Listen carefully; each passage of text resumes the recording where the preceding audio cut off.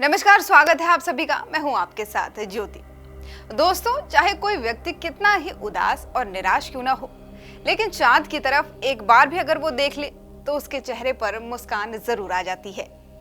अब जरा सोचिए, जिसको देखने भर से ही व्यक्ति मुस्कुरा जाता हो तो उसका पूरे जीवन पर कितना प्रभाव पड़ता होगा। चंद्रमा यानी मून, इसका वैदिक ही नहीं बल्कि बहुत बड़ा खगोलीय महत्व भी है। सौर मंडली में चंद्रमा का स्थान जो है वो सभी ग्रहों से अलग है।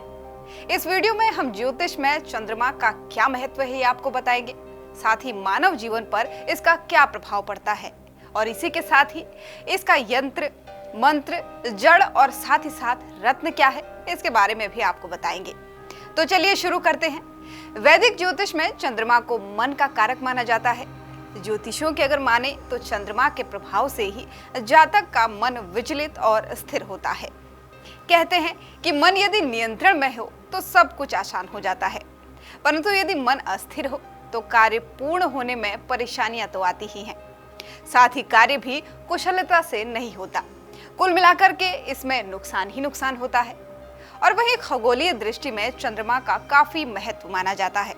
समुद्र में ज्वार आने से लेकर ग्रहण लगने तक में चंद्रमा का योगदान होता है।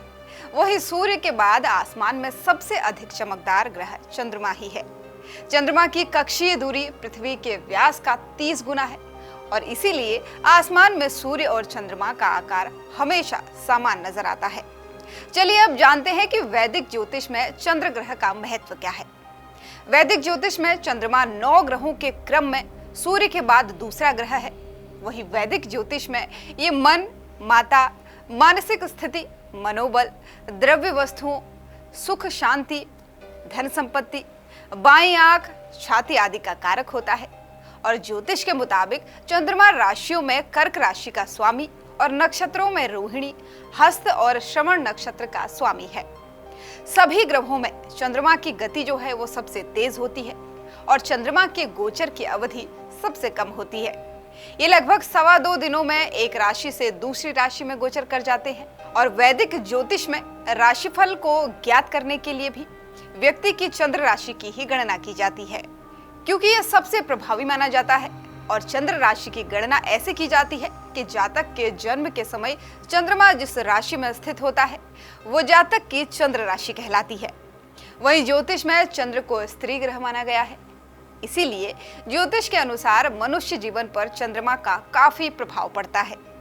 अब वो कैसे, ये भी आपको बताते हैं। शारीरिक बनावट पर अगर चंद्रमा का प्रभाव देखा जाए तो ज्योतिष शास्त्र के अनुसार जिस जातक की कुंडली के लग्न भाव में चंद्रमा विराजमान होते हैं वो जातक सुंदर और आकर्षक होता है। इसी के साथ ही वो साहसी और धैर्यवान भी होता है। उसका स्वभाव शांत होता है। चंद्र ग्रह के प्रभाव के कारण जातक अपने जीवन में सिद्धांतों को अधिक महत्व देता है।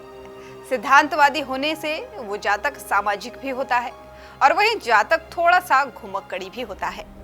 इसी के साथ ही लग्न भाव में बैठा चंद्रमा जातक को काल्पनिक तौर पर प्रबल बनाता है और इसी के साथ ही जातक संवेदनशील होता है और भावुक भी होता है। ज्योतिष में यदि किसी जातक की कुंडली में चंद्रमा मजबूत हो तो जातक को इसके सकारात्मक फल प्राप्त होते हैं। प्रबल चंद्रमा के चलते जातक मानसिक रूप से सुखी रहता है। वही मनोस्थिति उसकी मजबूत होती है, वो विचलित नहीं होता है। अपने विचार और फैसलों पर जातक संदेह नहीं करता है। अगर बात परिवार की अगर करें तो जातक के परिवार में अपने माता से अच्छे संबंध रहते हैं और माता की सेहत भी अच्छी रहती है। वहीं ज्योतिष के अगर माने तो जिस जातक की कुंडली में चंद्रमा कमजोर होते हैं उन जातकों को कई तरह की समस्याओं का सामना करना पड़ता है, जिसमें से मानसिक तनाव के साथ ही आत्मबल की कमी भी शामिल है।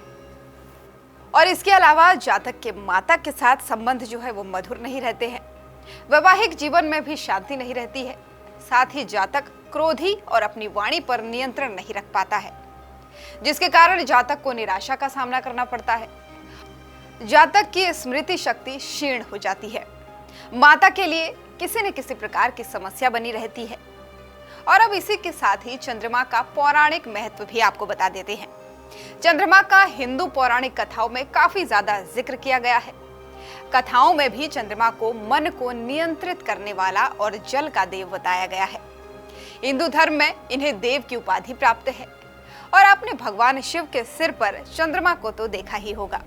इसी के साथ ही शिव के साथ ही सोमवार का दिन चंद्रदेव का भी दिन माना गया है। सनातन धर्म ग्रंथ श्रीमद् भगवत गीता में चंद्रदेव को महर्षि अत्रि और अनुसुईया के पुत्र के रूप में उल्लेखित किया गया है। पौराणिक शास्त्रों में चंद्रमा को बुद्ध का पिता कहा जाता है और दिशाओं में ये वायव्य दिशा का स्वामी होता है। तो दोस्तों, उम्मीद करते हैं कि आपको चंद्रमा के विषय में ये जानकारी जरूर पसंद आई होगी। जानकारी अच्छी लगी हो तो वीडियो को जितना हो सके उतना शेयर कीजिए, साथ ही लाइक कीजिए और हाँ, चैनल को सब्सक्राइब करना बिल्कुल ना भूलें। धन्यवाद।